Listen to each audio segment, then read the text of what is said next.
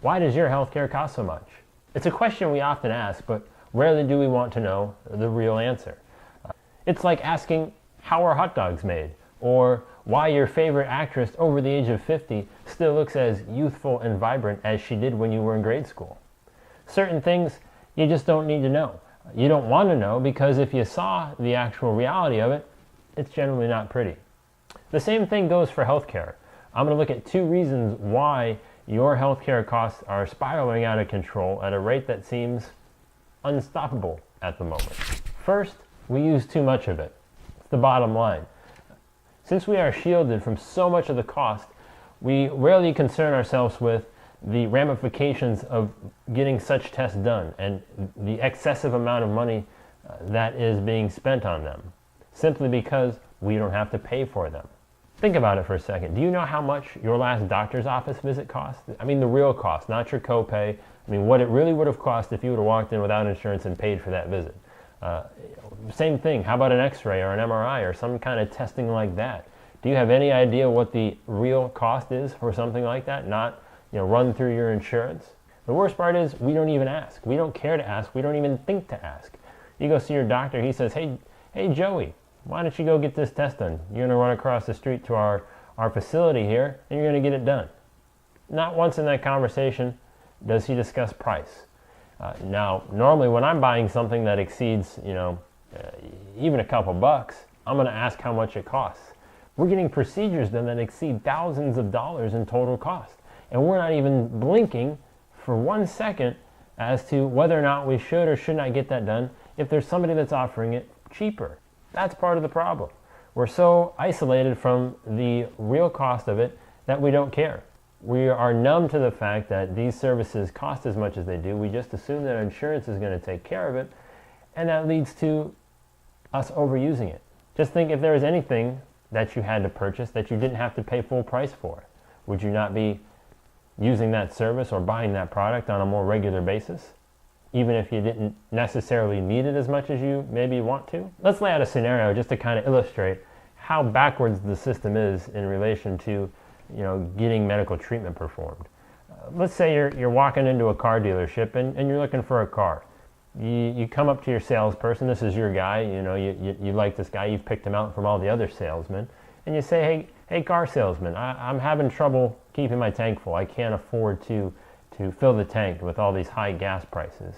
You also say, hey Mr. Salesman, I don't have room to fit my children and all their stuff that is associated with just taking them out of the house anywhere.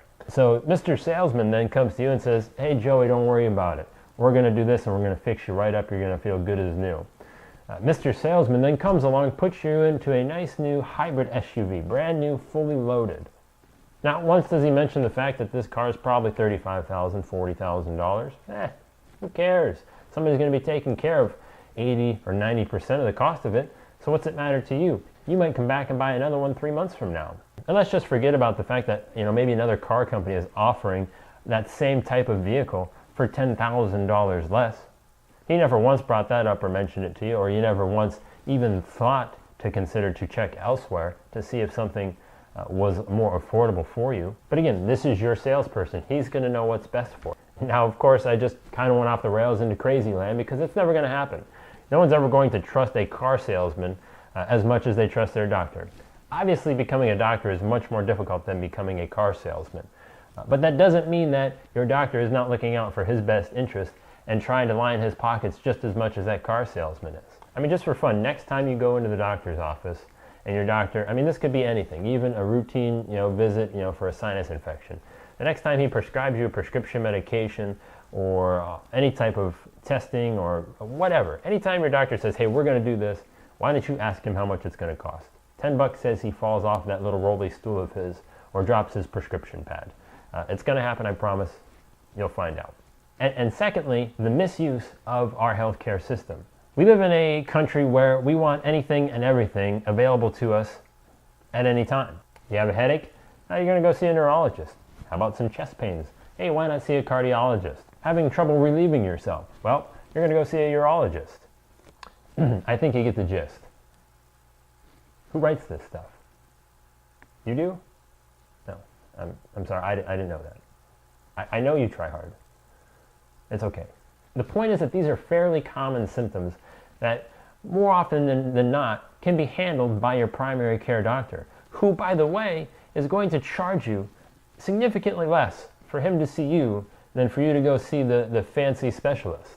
Of course, living in a society that wants everything right now, having to funnel your health care through the proper channels and chain of command is something that we're generally not really willing to deal with. If we can get a handle on what doctor we need to see when and limit the knee-jerk overreactions, we will go a long way to reducing our overall cost for our health care. I'm going to stop there. This could potentially turn into a two-part series since there is plenty of blame to go around as far as why our healthcare costs are more out of control than a TMZ highlight reel. And of course, I do have a blog post on jingolainsurance.com. You can find that link in the description of this video to click on through, read a little bit more on that. And of course, I do encourage you to contact me in whatever form you feel comfortable. You can email me, joey@jingolainsurance.com. Follow me on Twitter @JoeyJingola. Find me on Facebook and Google+. Also, if you want to get a little more professional, straighten your tie a bit, I am available on LinkedIn as well. So please reach out, get in touch with me, ask me any question that you might have about insurance, and I'll be happy to answer that for you. So as always, I am Joey Jingola with Jingola Insurance Agency. Take it easy, everyone.